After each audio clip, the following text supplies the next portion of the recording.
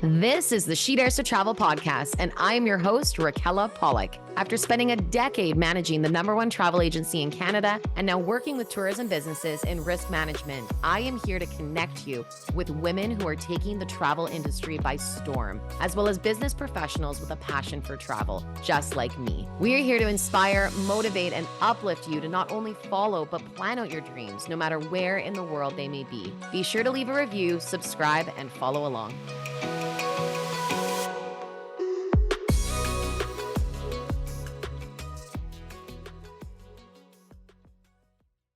When it comes to beautiful British Columbia, Vancouver Island is definitely one place to put high on your bucket list. As your island gateway, Nanaimo Airport is conveniently nestled in the Central Island. It's located right between the hubs of the Cowichan Valley and Nanaimo, and you're only moments away from the ocean surf, mountain bike trails, year-round golf, wineries, and majestic mountains, just to name a few. The air terminal building has more than tripled in size over the years thanks to many projects that have taken place and a 20-year expansion plan for the building. And super fun fact, did you know that Nanaimo Airport actually started out as a base for the Royal Canadian Air Force? It was for glider pilot training facilities and wartime emergency airfield. And now more than 80 years later, it's a regional airport that's connecting Vancouver Island to the world. So definitely put Nanaimo Airport on your next destination list when you go to Vancouver Island. So go get outside and explore. Hello, all you daredevils. Welcome back. We are very excited to have another episode with you today. I have a special guest joining us. Aukje Van Gerven has gone from the corporate world with degrees in law and history to following her true passion. She wanders in wild spaces, to put it simply. And when law and history ceased to inspire her, she discovered true adventure while traveling from cycling from Tanzania to the Netherlands. When she finished her biking expedition, Aukje entered the workforce again, but in tourism and travel, as a director for the Respect the Mountains Foundation, which brought the message of ecotourism and live events to the European sustainable mountain tourism market. Then a couple years later, in 2018, Aukje started working for Rewilding Europe, where she managed the in-house travel company, the European Safari Company, and was in charge of wildlife tourism development and training in the different rewilding areas. She had co-created the Rewilding Tourism Training Program in 2020, where she trained over 200 travel and tourism professionals, which ran for 3 years. Fast forward to today, Aukje has now poured her heart and her soul and her passion into yet another challenge, starting MOYO Training Foundation and making a nature-positive impact on the travel, tourism, and training industry. Aukje, thank you for joining us today. It is great to have you. Yeah, thank you for inviting me. I'm looking forward to our chat. Me too. Me too. So whereabouts are you right now in the world that you're joining us from? I'm actually in my home country of the Netherlands. So yeah, it's not a super exciting place, but I'm happy and comfortable here with my family. So it's a That's super exciting. Yeah. The Netherlands are beautiful. I've only ever been to Amsterdam. Where in relation to Amsterdam are you? Well, it's a very small country, so everything is like about an hour away. So I'm about an hour from Amsterdam, south. I'm actually close to the Belgian border. So we like waffles here as well. I can imagine you've traveled a lot throughout Europe then. Yes, I have. Yeah, especially in the last few years, but also in my 20s and 30s, I traveled a lot. But yeah, in the last few years, I've for some reason stayed mostly within Europe. But yeah, seen lots of the world, and very excited to meet like-minded people that also love to travel and see other things of the world. I love it. And I love how close everything is for travel within Europe. That is one of my favorite things about Europe. You can hop on a train and you can visit 4 countries in one day if you really wanted to. I cannot agree with you more. Yeah, that's why I love Europe as a base. It's a great place to travel from, really. Aside from the Netherlands, where would you say one of your favorite spots in Europe is? Oh, goodness. Well, what I've really enjoyed in the last few years, I've traveled a lot for work, and there's this beautiful area in Italy that I really love to travel to. I'm actually going there this year with my family again, and also for work, which is the Abruzzo region. It's about 2 hours east from Rome, and you can visit, the beautiful ruins and history of Rome, and then just a few hours later, you're in the middle of the mountains, and with amazing mountain views and beautiful local cuisine and wonderful local people. So that's definitely a beautiful spot. And I also really love Romania. I've really enjoyed Portugal. I could go on and on. Doesn't stop. I hear you. I do. My family, on my dad's side is Italian. So we're an hour north of Venice is where the family's from, but I've never been to the region that you're speaking about. So it sounds gorgeous. It should be on your list for sure. Yeah. It is. It keeps growing, this list. It doesn't I stop. It really know. doesn't. It never ends. And every time you Never tick ends. something off, you're like, oh, I like to go back. Or, oh, well, there's actually more to put on the list. Exactly. I know. It's a great problem to have though, really. Well, when we face it, yeah. Yeah. So Yeah. I wouldn't tell really call us. it a problem. No, no, no. Good point. Great point. Tell us a bit more about yourself. Have you always lived in the Netherlands? Did you go to schooling there? Yeah, no, so I was born and raised in the Netherlands, and I loved horse riding as a kid. So I did do a fair bit of that. So that was really my time to connect in nature. And then I studied for most of my late teens and in my 20s, like you said in your introduction, I studied law and history. So I spent a lot of time in school and in universities really. But then I think when I was in my late 20s and I finished my law studies, I traveled to Australia. So I traveled there for about a year. What a lot of people do, they go on this working holiday visa and you buy a camper van and you travel around the country. So I really loved exploring down under. And yeah, after that, I just, I guess that's where the travel bug really hit me in my early 20s. And it was still, I guess, a little bit, I was still a little bit careful in my 20s. But once I've, tasted true adventure travel, that was in my late 20s, early 30s. Yeah, I was going to say all hell broke loose. It's not That's that fine. bad, but it's I really I really enjoyed the adventure travel I've done as well. So tell me where you want me to start. I could talk for an hour about this, but I'll Good let you news go. is we have an hour. That's great. It's good news. Well, it's more to you obviously have always had the passion for travel. What led you into the law and history career? Ah, yes. Well, I would say that was my early career, because I definitely, as you know, I have a very different career now, much more Mhm. focused on travel and tourism. I think when I was in my teens, I didn't really know how big the world was. Like we traveled quite a bit as a family, but it just never really hit me until I think you actually start traveling yourself as an individual when you start to see how big the world is and, everything that's out there and that you can actually make your profession out of that as well. So I think I was just a little bit careful and I thought, let's just start with, something safe that will create a base for the rest of my life. And I'm actually really happy I've done those studies. It taught me a lot, determination being one of them, and the willingness to push through and finish something. So I have no regrets whatsoever that I spent a lot of time in school. It laid a really great foundation, but I'm also really happy I made the step later in my life towards something that I really have so much passion and love for. Because Mhm. however much law and history was great, it's not my passion or my love, which is fine. Yeah, It's good absolutely. to be reminded that you can change your profession and you can change your life. I think it's good for people to know that you don't I have to love stop that. what you love in your 20s.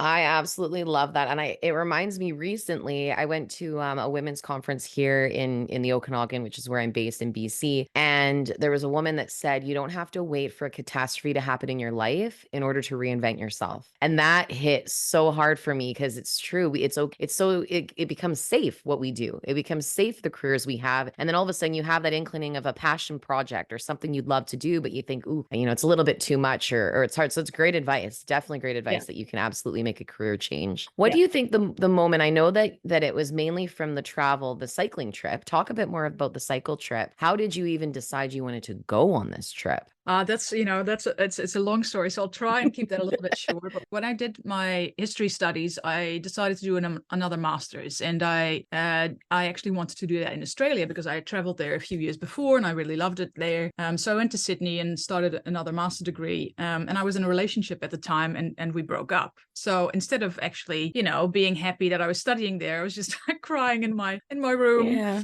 As sometimes happens, Mhm. if something falls apart. And before I left, I, sold my house. I gave up my job, all to do this master's in Australia with my partner. And then, that Wow. pear-shaped. So I had Mhm. you know, no house, no partner, no job. And it wasn't going very well with my master's either because I was feeling so sad. And I actually came across someone there that told me about a pole-to-pole adventure. And this was something that they've done a few years before. There was these 8 people that traveled from the North Pole to the South Pole, all on human power through the Americas, actually. And it was a Canadian nonprofit organization. So I looked it up and I saw that they were looking again for expedition team members for the second pole-to-pole journey, where they wanted to travel from the South Pole to the North Pole and then through Africa and Europe. And I was like, okay, well, you know, everything just fell apart. I might as well go do something crazy. I was in my late 20s, you know, if not now, then when? So I signed up for this crazy pole-to-pole journey. I was invited to come to Canada for the selection camp. This was all happening in Vancouver. So I've spent a few months in BC, and I got chosen on this expedition team. I don't know why, because all the other people were way more outdoorsy than me, but I guess, you know, I love a laugh, and, you know, I've been through a few things, so I'm mentally quite stable, I guess. So I guess that's what I thought. Well, this girl's probably a good addition on this team of all these, you know, bulky outdoor guys. So I got chosen on this team, but then it turned out that they raised money for this cause to be able to do this selection camp, but they didn't have any money anymore, and they had to raise like $5 million to actually do this pole-to-pole journey. So they were also, everyone that was chosen on this team was sent home to fundraise. So I was back in the Netherlands with my parents because I didn't have a house anymore, trying to fundraise for this amazing pole-to-pole journey that I really, really, really, really wanted to do. But then, you know, as it happens when people, you know, go out to their own different corners in the world, this project fell apart and the project was put in hibernation. And this is at a time, I think this was like maybe 2006, 2007, when people still had to call in to do a collect call. Like this was like just so there was less and less and less people on this call every week where we would discuss this journey. And in the end, there was only 4 people left. There was me, it was 2 guys from New Zealand, and 1 Canadian guy. And we just said, well, if this is put in hibernation, we're just going to do something ourselves. But going to the South Pole is super expensive, so that wasn't going to happen. So we decided we were going to do something at the halfway point, which is Mount Kilimanjaro. So we planned an expedition there for 6 weeks. We bought local bikes on the market in Tanzania, and we cycled through Tanzania for 6 weeks together, the 4 of us. And we've, you know, visited local projects. We climbed a few mountains. We just had an amazing adventure. And right before we left, me and one of the guys from New Zealand, you know, we kind of became an item. So, you know, I found this new passion of adventure travel, and I found a new love, which was great. Perfect. Now my husband, actually. Yeah, so it worked out well. This adventure. And we said, well, if we're in Tanzania cycling anyway, let's just cycle home, which was probably very naive. But we did. That's what we did. So I know, sorry, I said it was going to be a short story. It was a little bit long. But this is how it came to be that we were in Tanzania and then, cycled back home to the Netherlands. And we did that through East Africa, North Africa, Middle East, and then through Europe. And it took us about 11 months. I think it was 12,000 kilometers. Wow. Yeah. All by cycle. Yeah. No motor vehicle. I think by the end, we were in Turkey, we were pretty done with cycling. So we hitch cycled a few times where we bought a ride for 50 kilometers on the back of a truck, and we brought our bikes with us. And there was a few areas like in the northern desert of Kenya, you're not really allowed to cycle because it's very hot and dry. It's very hard to get water. Plus there's it's bandit country, so it wasn't safe. And I think there was one bit in Sudan that we couldn't cycle because it would take us 6 weeks and we only had a visa for 2 weeks. So kind of important. Lots of challenges along the way. But that journey, that just changed everything. Just the fact that you can do that you never even imagined yourself doing anything like that. It was hard. Like, I'm not going to lie. It was very, very hard. But I wouldn't change that experience for the world. It definitely made me into the person. So wow. And even they almost say too, you need to choose who your travel person is, because you can't travel with everyone. So what a great way to start a new relationship. 11 months on the dirt road together to figure it out. This is not romantic. No, totally not. Not but like if you can survive that. No. This was like hardcore cycling and, you know, having a sore at the end of the day and not being able to have a shower for a week. So, once you hit those hurdles, I guess you're meant to be together for a while at least. Absolutely. Everything's a piece of cake after that. You mentioned in that story that you guys thought you were a little bit naive when thinking, oh, we'll just cycle back. Was it more just because of things like the visas, things like, bandit country? What was like the biggest surprise that probably came up during that travel? I think like we were lucky enough never to really have encountered any real problems. So we were never robbed or anything. And, actually one of the biggest lessons I've learned during that journey anyway was that most people are really nice, Mm, We always think that, like we live in a world where people are quite scared of each other and scared what's happening outside of your own bubble. But most people just live their lives. They just want to feed their children, have a roof over their head, have a nice job, mm, have fun. Like people are the same everywhere in the world, really. And yes, there's rotten apples everywhere, but most people are actually really nice. But coming back to your question, mhm. so we're lucky enough, to have encountered mostly very friendly people, aside from a few not so nice people. But that happens everywhere. But I think the hardest thing was that you get sick along the way because you're literally Mm, exhausting your body. Like you're cycling anywhere between 50 and 100 wow. kilometers a day. I'm sure the hardcore cyclist will do more, but that was my limit. And you don't, it's not like you can pack, healthy dried food along the way. You just have to make do with what there is. And in some Mm. places in the world, there's tomatoes and onions and a packet of spaghetti, or the local beans that everyone eats, or because you can't cycle from touristy town to touristy town. You have to cycle through real everyday life, the small towns, the villages, etc., etc. So you just have to make do in terms of food with what there is. I couldn't eat enough just to gain your strength. And we drank a lot of local water. We tried to use as less Mm. plastic as we could. Yeah. So yeah, in the end you get sick. So we got very, very sick once we hit Ethiopia, I think. And Yeah. then your visa runs out in 6 weeks. So yeah, you have no Got to choice keep but moving.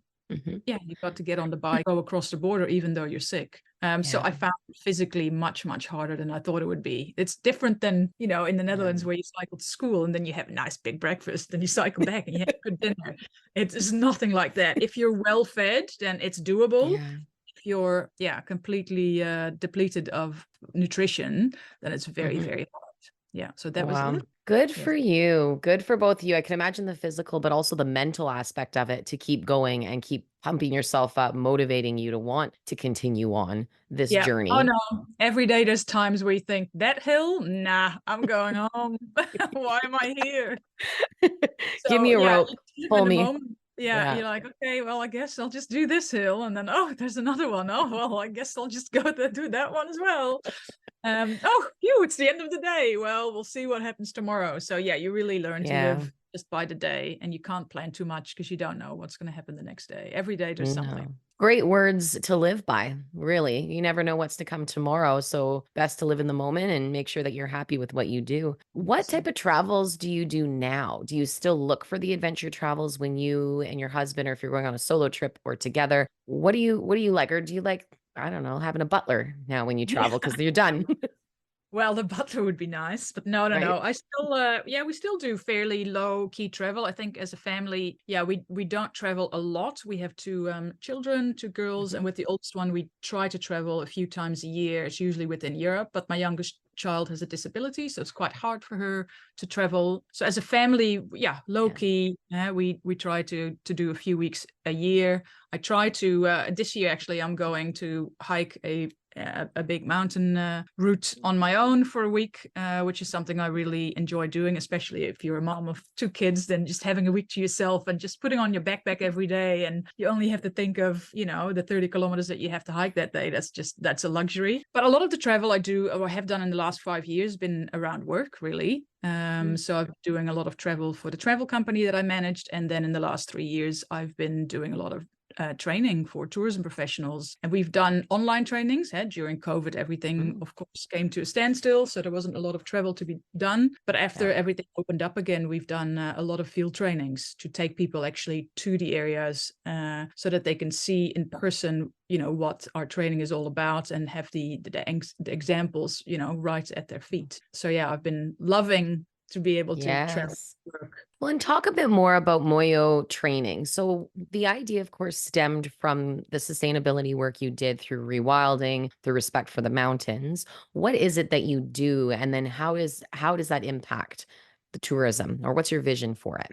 So me and a co-founder, we started MOYO Training Foundation earlier this year. And in short, it's a non-profit organization, and we support wildlife and biodiversity across the globe by delivering nature-positive training. So we're all centered around nature-positive training programs. And the area that we have most expertise in at the moment is tourism. So we started with nature-positive tourism trainings. And the nature-positive tourism trainings, it's all about, aiming to reduce and limit harm to wildlife, to habitats, actively leaving nature and these habitats with more protection and support. It's something that we really believe in. We see the impact that training where we teach people how to put nature at the forefront of everything that they do, the impact that it has. So to try and to give you an example, a lot of people travel to a beautiful nature area, and then maybe if they're smart or if they travel with the right company, they spend their local tourism dollars, in the local shop, or,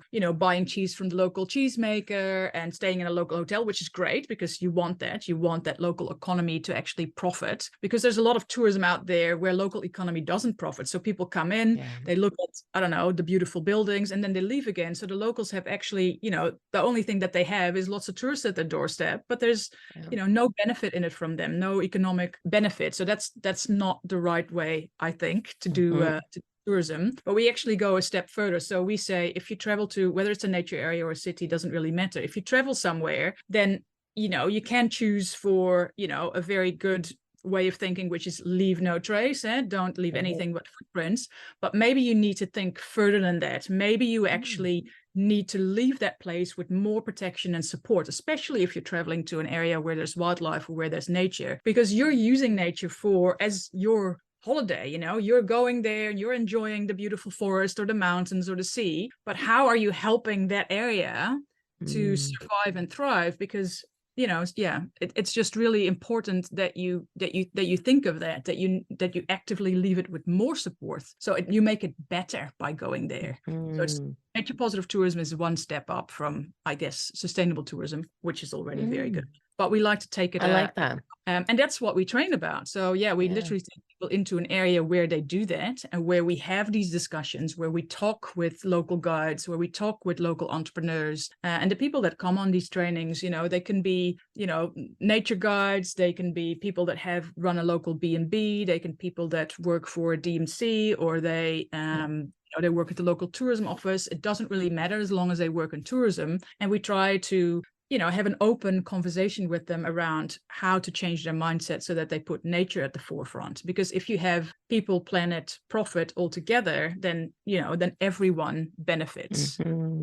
So it's so true. And I feel like it was always there, the sustainable tourism and travel. Like when I was managing a travel agency before, there's a lot of the tour operators and companies that do want to make sure that they are only leaving footprints behind, carbon neutral. They really want to make sure that the dollars are being spent local, which is incredible. But it's a really good point you bring up about how can we be there, but also do more? What more can we do when we're there? Just so when we return, we know that we've positively impacted nature. So what's an example of something that you can do when you are on some type of backpacking wildlife trip that you can make sure that you're helping out? Aside, like, is it mainly the dollars spent locally, or is there anything extra we can keep front of mind? There's definitely more than that. Yes, I think spending your dollars locally is a really good start. But also, if you're, venturing into a nature area, or you're interested in maybe seeing wildlife, and in Europe that looks very different than in, for instance, Canada or Africa, because wildlife is shy in Europe, and there's less wildlife available. But think about hiring a local guide, because they can tell you so much more about what's actually happening in that area, and not just the natural knowledge that they have about the trees or the ecosystem or the wild. They can also tell you a lot about the coexistence between the wildlife and local people, because Europe, it's a crowded place. There's lots and lots of people, and sure, there's areas where there's less people, but still people need to coexist together. And a great example is the Abruzzo area in Italy that I just talked about. There's this rare species of brown bear called the Marsken brown bear that lives in Abruzzo National Park, and a few other national parks around there. There's a great local organization organization called Rewilding Apennines that working towards rewilding the area. So, letting nature lead, but also protecting this rare species of brown bear. But yeah, you have to imagine that local people having to live with bears on their doorstep can be a challenge. So they work towards,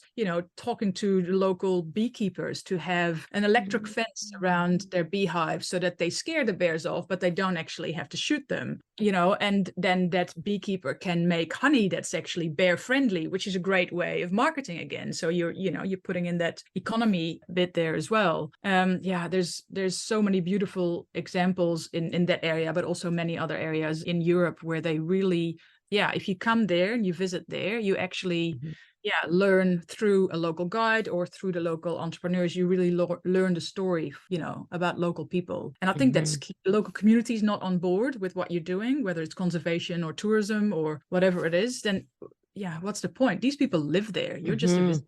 Absolutely. And then it almost it's counterintuitive in a way, right? If the tourists are coming and wanting to learn that, but then the locals aren't. So it's great point to make sure that the locals are on board with whatever initiatives are in place too. So what type of travelers or who takes your training? Do you work with a lot of tour operators? Is it mainly tourists? Is it a mix? Well, we just started, so it's all new and happening. No, I think most people that have joined our training so far are either nature guides that want to kind of scale up and make sure that they don't just talk about the natural knowledge that they have, because they're usually very good at that. But they also actually, they learn more about, telling the story about the area that they live in. So what can they include? They upgrade. We also do a lot around hospitality. So we teach them how to upgrade their hospitality skills so they can make people even feel more at home whilst they're telling the story of the area that they work in. But also people that, are tourism entrepreneurs. So they want to start a cabin initiative, or they already work in tourism and they want to start another initiative or to actually upskill their own staff. So it's very, very broad. It's from on people that are actually talking to people on a day-to-day basis, because a lot of people that work in tourism have to deal with people on a day-to-day basis, but also the people that work behind that, the managers and the people that are actually trying to see, okay, how can we make this shift from making it sustainable to actually making our business or our profession, making it nature positive and contribute that way, I guess, to the planet and to the area that they work in. I love that. So being brand new starting, where do you see MOYO training in 5 years? What's your vision? Where would you like to see and be and do? Well, to be honest, I would love to scale up, because this year, it was the first year we've done it. What we really love to do is to be able to train people that can't afford a training like this. So at the moment, we have to put a price on the training, because going to an area and then facilitate everything there for a week for people, that costs money, so they pay for a price. And if you can afford that, that's great. But what if you're a guide in Romania, or you're a tourism entrepreneur in a rural Portuguese village? You might really need this training and you'd love to do that, but you just don't have the money. So that's also why we set it up as a foundation, because we want to see if we can fundraise, if people can support our cause and say, look, this is great. I think tourism should be more nature positive. I think you guys should train people, and let's try and include people that actually cannot afford it themselves. Like, I've had students that would love to join our training, but they couldn't afford it. Like that, I find that hard. I would love to just say to a friend, come in, like, we'd love to have you and to upskill you, and then you can venture out into the world and make the world a better place.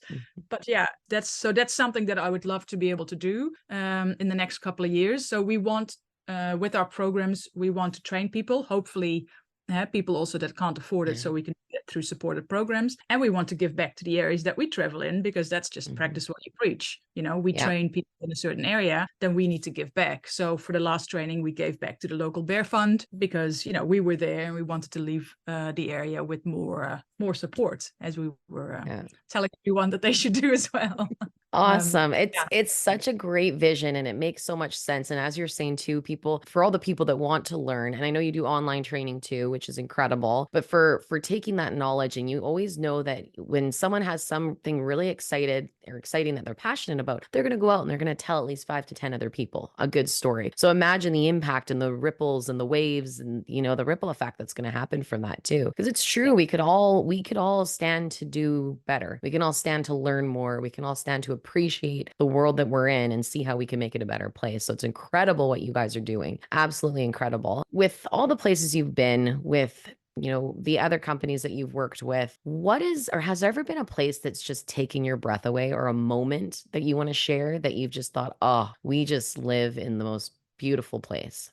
Yeah, I mean, there's a lot of them, but every time someone asks me that, and I've been in some, exotic places like the Americas, Australia, New Zealand. I've traveled through Asia and Africa. I would actually love to see more of Southern Africa. But yeah, I am going to come back to Europe for this one because I Mm. remember distinctly the first time I was in that area in Italy. I'm feeling like I've been hired to promote them. It's just an area that I really, really love. I love it. But it's just because it had such a profound effect on me. Because the first time I was there, we went out with a guide late in the evening, and we were told that, if we were lucky, we might be able to hear wolves. And, as people, we're kind of attracted to big mammals, I guess. As, bears, wolves, it's all Yeah. very exciting. So, just walking through an area at night in the dark with, putting your headlamps off because it actually disturbs the wildlife at night, and knowing that there might be wolves around, that's a very exciting thing for most people to begin with. And so it is for me. And what you really want, you kind of naturally want to see one, but that's really hard. Like, wolves are super shy creatures, especially in these, small pockets of nature in Europe. And they're much smarter than we are. They really they Hmm. only show themselves. But I just remember that we all, we were very, very quiet. We sat down, and then we were lucky enough, actually, that there was across the valley, and that voice, that sound just carries across the valley. Wolves actually started to howl.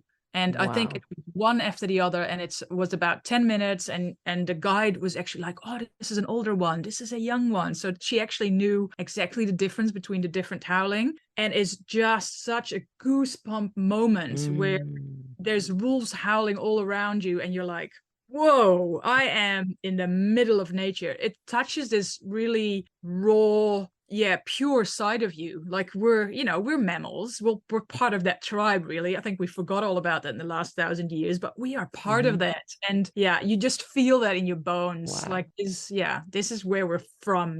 We are nature. We just kind of, forget about it half the time. Then in the last training that we did in September, we arrived at the mountain refuge after, I think, 5 or 6 hour hiking. So it was a different place, but it was the same area. And we were coming just over a little hill, and we saw it was almost pitch black. The sun was going down, so it was just a little bit of pink and orange and purple still at the horizon. We saw one little light in the distance, which was the mountain refuge. And then the guide Yeah. was like, wait. And there was wolves howling again. This was 5 years Oh later. my So it's God. like, it was like I came full circle. The first time I was in that area, I was all new, very exciting. And then 5 years later, just started this new nonprofit organization, about to, promote all these, exciting wildlife, biodiversity, supporting the whole lot. And I heard these probably different ones, but heard wolves again. Oh, it was just amazing. And for most people, that's Wow. the first time, and probably also the last time, that they ever hear that. Wow. Did it bring you back? Being there 5 years later, did it bring back that feeling of the first time you Yeah, heard? again, it Yeah. was like, whoa, yeah, it's just that you're lucky enough to hear that again. Yeah. Yeah, it's just, yeah, I mean, there's people in it Unreal. that I'm sure hear it more often, but for us, yeah, I mean, I live in the Netherlands. It's pretty populated place. There's no wolves howling here. I'd be concerned if you heard wolves, okay? Yeah, I'd be concerned probably a if you dog out here one. Yeah, there you go, a dog howl. Yeah, but they don't. Wow, Yeah, beautiful, absolutely beautiful. It's yeah, so true. There's something special about nature, and I find that as well. I think it was last year even, I looked at my husband one day and I was like, the mountains are calling. I just need to be around the mountains. Like, let's just get in the car and go because, you're so, and I do, where I am in Kelowna, I'm very blessed. There's a lot of mountains around, which I love, but just to see the bigger mountains, to get into the snow, to actually be immersed in nature, you're right. It feeds the soul. It's really important that we do that, and it keeps us grounded and present. And I absolutely love it. With all the tourism that you've been in and having followed your passion from the corporate world into tourism, what do you think the best piece of advice you can give to someone that's looking to change careers or to follow their passion? I think, aside from the advice that we already talked about, you're never too old to change professions or, your life. I think it's really important to stay true to your ethics. So if you think the natural world is really important, then just make sure that you do travel right.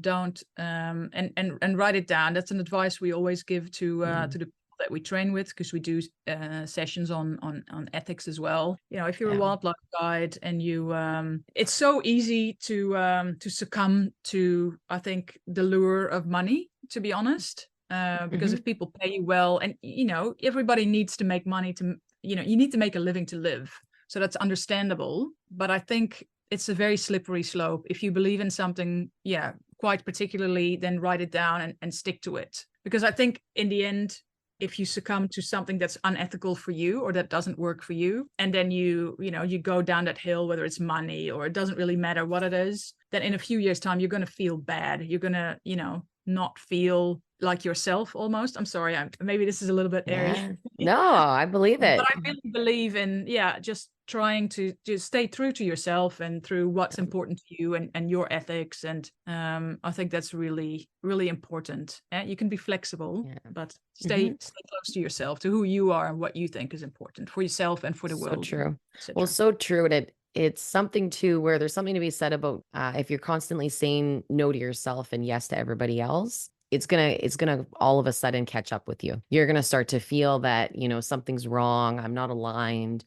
Where am I going moving forward? What am I doing? So I agree with you. I think that's fabulous advice. Absolutely fabulous. Well, I really appreciate you taking the time to chat with us today, sharing your story, your inspiration, how, like, if someone's looking to find a husband, maybe go on 11-month cycle journey. I don't know, right? Might be a good idea. Just an idea. Just an idea. Let's just go right into it. See how it goes. So crazy. Absolutely incredible. I love what you're doing with MOYO training. I think it's much needed. I think this is a time that a lot of us are open to hearing about more impactful ways that we can travel to. So thank you for what you're doing. Where can people find you? Social media? They can find us online. They can find us on www.moyotraining.com. And of course, you can also find us on LinkedIn, Instagram, etc. There's not a lot of training foundations that are called MOYO. So I think, if you type it in, they'll get there. They'll get it. What does it stand for? MOYO is actually Swahili for heart, because we started this from the heart. And I've got some really, my life changed in Africa, really. And my co-founder is from Africa. So I chose a Swahili word. It means heart, because that's how we started it, from the heart. This is something that we want to do, staying true to what we believe in, really. So love it. Oh, it's absolutely beautiful. Well, from all my MOYO, thank you for being here today. I really appreciate it. And I really hope this just inspires other people to get out there and travel nature positively. Thank you so much, Raquela. From my MOYO to your MOYO. Love it. If you like this episode, please subscribe, download a few more, and leave a review. I really would love to hear from you, what you enjoyed and what your key takeaways were. And of course, please let me know if there's any aspect of the travel industry you want me to talk about next. You can also search for the hashtag SheDaresToTravelPodcast on Instagram and comment on the episode's post with your questions. I'd love to answer them all for you guys. I hope you enjoy your day, stay so well, and until next time, fly straight.